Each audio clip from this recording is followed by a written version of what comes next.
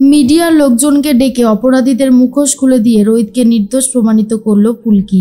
সম্পূর্ণ জানতে দেখতে থাকুক। গল্পের শুরুতেই দেখা যায় যে ফুলকিকে ফ্রিজের ভেতর থেকে উদ্ধার করেছিল রোহিত। তারপর পুরো ফুলকির শরীর বরফে ঠান্ডা হয়ে গেছে। আর এর মধ্যে রোহিত ফুলকিকে ডাকতে থাকে আর বলে, ফুলকি ফুলকি ওঠো না, এক এক সময় তো উঠে পুরো মাথা পাগল করে দাও, ওঠো না ফুলকি, তোমাকে এইভাবে শুয়ে থাকতে দেখে আমার একদম ভালো লাগছে না, ওঠো ওঠো বলছি, তোমাকে উঠতেই হবে। এর মধ্যেই ধানু পুলিশকে ফোন করছে আর অন্যদিকে লাবুও ব্যবস্থা করতে থাকে যাতে ফুলকির জ্ঞান ফিরে আসে। ফুলকির অবস্থা অনেক খারাপ। রোহিত বারবার করে ফুলকিকে ডাকতে থাকে কিন্তু ফুলকির কোনো সাড়া শব্দ পায় না। রোহিত তখন বলে, কি করবো আমি এখন, কি করে আমি ফুলকিকে সুস্থ করে তুলবো, কিচ্ছু বুঝতে পারছি না, কিছু একটা আমাকে করতেই হবে।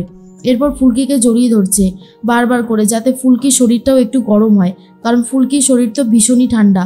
আর এরপর ফুলকিকে জড়িয়ে ধরে রোহিত কাঁদে আর বলে, সারাক্ষণ তোমাকে বকাঝোকা করি শুধুমাত্র তোমার জন্য, যাতে তুমি ঠিক থাকো, আর এখন তোমার এই অবস্থা দেখে আমার আর ভালো লাগছে না।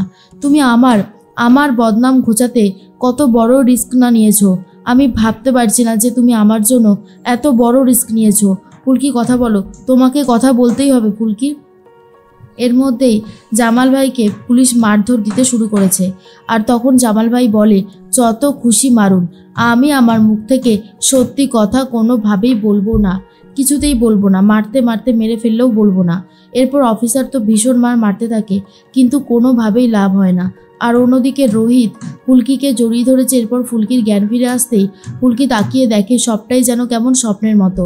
যেই ফুলকি সবসময় চাইতো রোহিতের কাছাকাছি থাকতে, রোহিতকে জড়িয়ে ধরতে, আর সেই রোহিতই নিজেই ফুলকিকে জড়িয়ে ধরেছে। এই দৃশ্য দেখার পর ফুলকির নিজেরও খুব ভালো লাগে আর বলে, মা কালী, এসব কি হচ্ছে, এসব দেখে তো আমি নিজেই বিশ্বাস করতে পারছি না যে আমার সাথে এত কিছু হচ্ছে, আমার ভাবতেই তো অবাক লাগছে।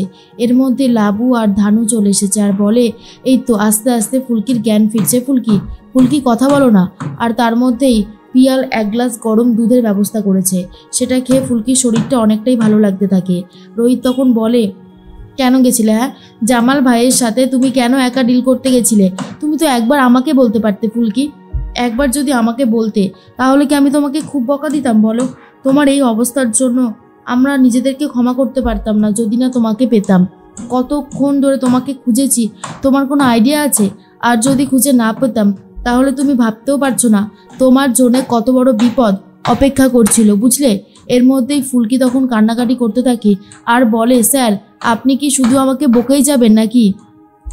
রোহিত বলে, তোমাকে বকা দেওয়াই উচিত, কেন করেছিলে এমনটা? তোমাকে বারবার করে বলছিলাম না যে তুমি এমন কিছু করবে না যাতে তোমার নিজের বিপদ হয়।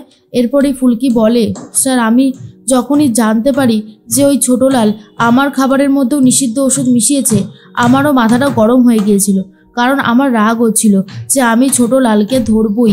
আর ছোটলালকে ধরে তারপরেই আমি জানতে পারি জামাল ভাইয়ের কথা, আর সেই জন্য আমি জামাল ভাইয়ের কাছে গিয়েছিলাম। আর তারপরেই তো আপনি সবটা জানেন। তখনই রোহিত বলে, জামাল ভাই যদি আরও বেশি কিছু করে ফেলতো ফুলকি, তখন কি হতো? ও তো তোমাকে তাও বাঁচিয়ে রেখেছিল, তাই আমরা তোমাকে ফিরে পেয়েছি, না হলে যে তোমাকে আমরা কোনোভাবেই ফিরে পেতাম না, তুমি কি সেটা বুঝতে পারছো?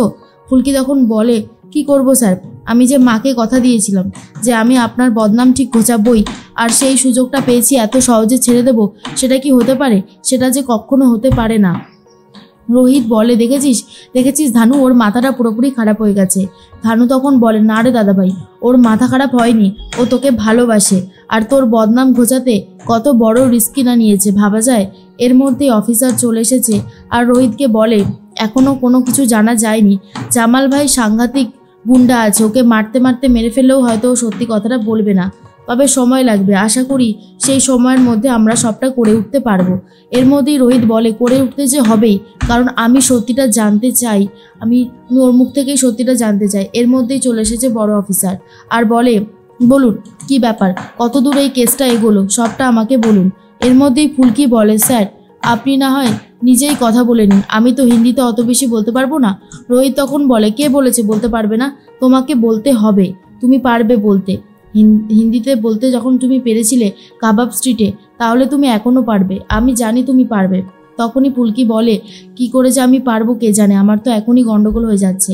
এরপরে ফুলকি সবটা বলতে থাকে যে আমি আর আমার বান্ধবীরা যখন সবাই মিলে কথা বলছিলাম তখন ওই ছোটলালকে দেখা যায় ও একটা খাবারে ওষুধ মিশিয়ে দিচ্ছে, আর সেই খাবারটা ছিল আমার। ওকে মারধর দিয়ে জানতে পারি জামাল ভাইয়ের থেকে সমস্ত কিছু জেনেছে, মানে ওকে দেওয়া হয়েছে ওষুধটা। আর জামাল ভাইকে ধরতেই আমি চলে এসেছিলাম ওই কাবাব স্ট্রিটে। তারপর জামাল ভাই আমাকে ধরে ফেলে। আর রাজাবাবু এই কোডটা বারবার করে বলছিল। অফিসার বলে রাজাবাবু, এই রাজাবাবুকে, সেটাই আমাদেরকে খুঁজে তাড়াতাড়ি করে বার করতে হবে। শুনুন ম্যাডাম, আপনি একটা প্রেস কনফারেন্স করুন, আমরাই ব্যবস্থা করে দেব। আপনি সেখানে সবটা বলবেন, আশা করি আপনি বুঝতে পেরেছেন। তখনই ফুলকি বলে আমি সবটা বলতে পারবো? অফিসার বলে নিশ্চয়ই পারবেন, আপনাকে পারতেই হবে। আপনি এত কিছু করেছেন, এত বড় একটা গ্যাংয়ের পর্দাফাশ করেছেন আপনি, আপনাকে নিয়ে আমরা প্রেস কনফারেন্সটা করব। আর শুনে ফুলকি খুব খুশি হয়। এর মধ্যেই দেখা যায় নবাবগঞ্জে ফোন করা হয়েছে। জেঠুমণি তখন বলে এই যে ফুলকি, তোমার কানটি ধরে না আমি মুলে দেবো। হ্যাঁ, তুমি কি শুরু করেছো? হ্যাঁ, তুমি কত বড় রিস্ক নিয়েছো ভেবেছো? ফুলকি তখন বলে কি করব জেঠুমণি, আমার যে আর কিছু করার ছিল না, আমাকে যে স্যারকে নির্দোষ প্রমাণিত করতেই হতো, কারণ মাকে আমি কথা দিয়েছি, আর সেই কথার খেলাপ তো আমি করতে পারি না, তাই না? সেই জন্যই আমি চেষ্টা চালিয়ে যাচ্ছিলাম। তখনই জেঠুমণি বলে ভুল করেছো, একবার যদি বিপদ হতো তখন তুমি কি করে বাঁচতে বলো, কি করে? ফুলকিকে তখন অরুণা বলে সত্যি ফুলকি, তুই যে আমাকে দেওয়া কথা রাখবি এটা আমি ভাবতেই পারিনি, মানে এত তাড়াতাড়ি তুই যে সবটা করে উঠতে পারবি আমার এখনই কেমন যেন বিশ্বাস হচ্ছে না। লাবু তখন বলে বাবা, কাল ফুলকি এখানে প্রেস কনফারেন্স করবে, তুমি চলে এসো না এখানে কাকিমণিকে নিয়ে। তখনই জেঠুমণি বলে এত কম সময়ের মধ্যে টিকিট জোগাড় করে আমি যাব কি করে? তখনই লাবু বলে কেন, তোমার শিষ্য এই সময় অন্তত কাজে আসুক, ওকে ব্যবস্থা করতে বলো, রুদ্র ঠিক তোমাকে একটা ব্যবস্থা করে দিতে পারবে। জেঠুমণি বলে ঠিক আছে, আমি দেখছি কি করা যায়। এরপর পারমিতাও এসেছে শুনে ফুলকি অনেক খুশি হয়ে যায়। তার মধ্যেই হৈমন্তীর মনটা খারাপ। এর মধ্যেই জেঠুমণি বলে হৈমন্তী, আমি বলেছিলাম না আমার ভাইপো কখনো কোনো অন্যায় করতে পারে না, অন্যায়ের সাথে আপোষ আমার ভাইপো কোনোদিন করেনি আর আজও করবে না। আজ ওর স্ত্রী আজকে দায়িত্ব নিয়ে সবার সামনে সত্যিটা বলেছে, কালকে সারা দেশ জানবে যে আমার ভাইপো কখনো কোনো অন্যায় করেনি আর অন্যায় করতে পারে না। অরুণা বলে দিদি, আমার ছেলে যে তথাকে ধাক্কা দিয়ে ফেলে দেয়নি সেটাও একদিন প্রমাণিত হবে, দেখবে। একটা একটা করে সব অপমানই শোধ করে দিচ্ছে ফুলকি, তাই এটাও শোধ করে দিতে পারবে, আমার সেই বিশ্বাস আছে। শালিনী রুদ্রকে ফোন করে সবটা বলে দেয়। রুদ্র তখন বলে সর্বনাশ, আমার কোনো কথা সামনে আসেনি তো, আমার কিন্তু খুব ভয় লাগছে। শালিনী তখন বলে আমি কি করে জানবো, তোমার কথাতে কাজটা করাটা আমার একদমই উচিত হয়নি, আমি অনেক বেশি ভুল করে ফেলেছি, একদমই উচিত হয়নি এটা করা। তখনই রুদ্র বলে আমার এবারে ভয় করছে শালিনী, না জানি কি হতে চলেছে। তার মধ্যেই জেঠুমণি ফোন করেছে দেখে রুদ্র আরও বেশি করে ভয় পেয়ে যায়।